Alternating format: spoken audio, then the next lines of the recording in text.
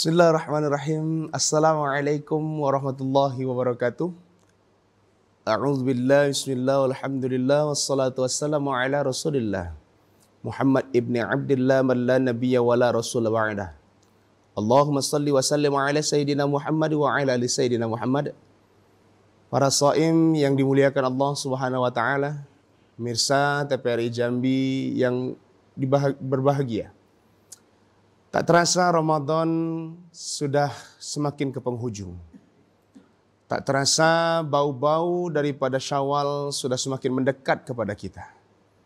Beruntung kita yang sudah sampai pada titik perjuangan ini dan bersyukur kita. Mudah-mudahan Allah temukan kita dengan Syawal dan Ramadan selanjutnya. Sudah 29 hari kita berpuasa. Tak terasa sudahkah waktunya kita bertanya kepada diri kita, ibadah yang selama ini kita jalankan, apakah sudah benar-benar terbaik yang kita persembahkan untuk Allah Subhanahu wa Ta'ala? Puasa yang kita laksanakan, kemudian sholat yang kita dirikan, dan tak lupa pula di akhir-akhir Ramadan ini, apakah sudah kita tunaikan kewajiban kita bagi mereka yang sudah sampai haul dan nisabnya untuk berzakat? Pemirsa, dimanapun Anda berada yang berbahagia, para shaim yang dimuliakan Allah Subhanahu wa Ta'ala. Ramadan dan doa. Ramadan merupakan bulan yang penuh dengan kebarokahan. Dan doa dalam satu hadis dijelaskan, ad-du'a huwal ibadah. Doa itu adalah ibadah. Dan dikatakan juga ad-du'a silahul mu'min. Doa adalah senjata bagi orang-orang beriman. Selaku kita orang yang beriman kepada Allah Subhanahu wa Ta'ala, tentu tidak ada lain dan tak bukan melainkan doa inilah yang menjadi senjata kita. Kita meminta bermunajat kepada Allah Subhanahu wa Ta'ala. Kemudian daripada itu, doa ini juga dijadikan sebagai ibadah. Setiap ibadah apapun itu, tidak ada satupun yang tanpa diiringi dengan doa. Setiap solat kita berdoa, berpuasa kita berdoa, berhaji kita berdoa. Maka seluruh amalia ibadah adalah dengan doa-doa bermunajat kepada Allah Subhanahu wa Ta'ala. Iyyaka na'budu wa iyyaka nasta'in. Kepada Allah kita menyembah dan kepada Allah pula lah kita meminta pertolongan. Maka daripada itu Ramadan dan doa ini, dalam satu riwayat Rasulullah mengatakan, salasatun la turaddu da'watahum. 3 doa yang tak mungkin ditolak oleh Allah Subhanahu wa Ta'ala. Yang pertama, as-shaim hatta yuftir. Doa orang yang berpuasa sampai dia berbuka puasa. Pada saat kita berpuasa, waktunya doa kita diijabah oleh Allah Subhanahu wa Ta'ala. Kita berada dalam kondisi diri kita yang menahan dari segala sesuatu yang membatalkan, yang merusak amalia-amalia puasa kita. Kita dekatkan diri kita kepada Allah, bertaqarrub ilallah, mendekatkan diri kepada Allah dengan sebenar-benarnya. Di waktu puasa kita berpuasa dengan sebaik-baik.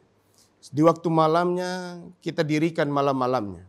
Kita isi dengan tadarus Al-Quran. Jadi wajar kalau Ramadan dikatakan sebagai syahrut tarbiyah, bulan pembelajaran.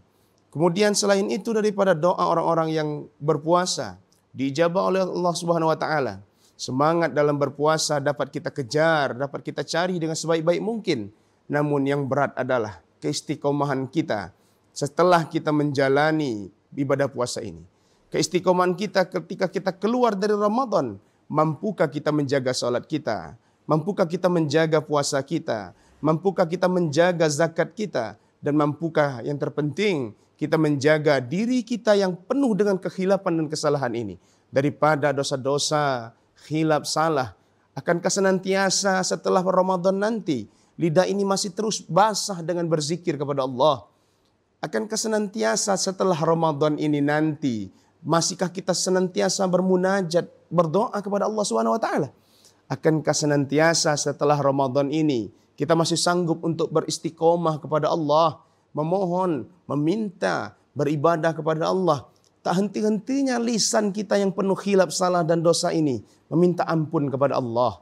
Tak henti-hentinya kita ini, diri kita yang dhaif ini, yang lemah, yang tidak ada daya dan upaya melainkan pertolongan Allah Subhanahu wa Ta'ala ini.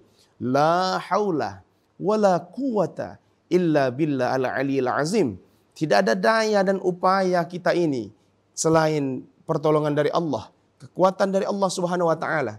Mampukah setelah Ramadan ini kita berdoa senantiasa agar kita dikuatkan keimanan dan ketakwaan kita di bulan suci Ramadan? Sewaktu Ramadan, banyak orang yang luar biasa menggencangkan sabuknya untuk beribadah kepada Allah.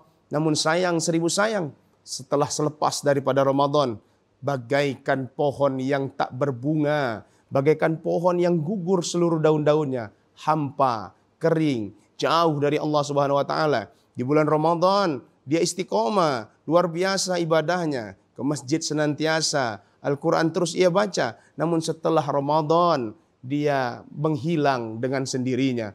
Ramadan jadikanlah sebagai pembelajaran, tempat kita bermunajat kepada Allah Subhanahu wa taala. Karena sayang rasanya ketika sampai di bulan Ramadan tapi tidak kita gunakan untuk berdoa, bermunajat kepada Allah Subhanahu wa taala. Maka pemirsa yang berbahagia, para shaim yang dimuliakan Allah Subhanahu wa taala, jadikan Ramadan kali ini sebagai tempat kita betul-betul memohon dan meminta kepada Allah Subhanahu wa taala, minta diampunkan segala dosa kita, minta diberikan rezeki yang barakah, minta dijadikan orang-orang yang beriman dan bertakwa kepada Allah, dan kita meminta kepada Allah, barikillahumma lana fi syahri Ramadan, berkahi kita di bulan suci Ramadan ini, sampaikan kita di bulan-bulan Ramadan selanjutnya. Dan yang terpenting, ya Allah, tolong istiqomahkan hati kami di jalan-Mu ya Allah. Ya Allah, tolong Engkau bekali keimanan dan ketakwaan kami kepadamu ini dengan sebaik-baik mungkin. Jauhkan kami dari segala kemaksiatan, dan mudah-mudahan kelak kita di hari akhir menjadi insan yang bertakwa, la'allakum tattaqun, wafat dalam keadaan husnul khotimah. Dan mudah-mudahan Ramadan kita ini menjadi Ramadan terbaik, dapat keluar menjadi Idul Fitri, menjadi orang-orang yang kembali suci dan bersih kembali. Terima kasih, dan mudah-mudahan puasa kita menjadi puasa yang terbaik. Terima kasih. Wallahul muwafiq ila aqwamit thoriq. Wassalamualaikum warahmatullahi wabarakatuh.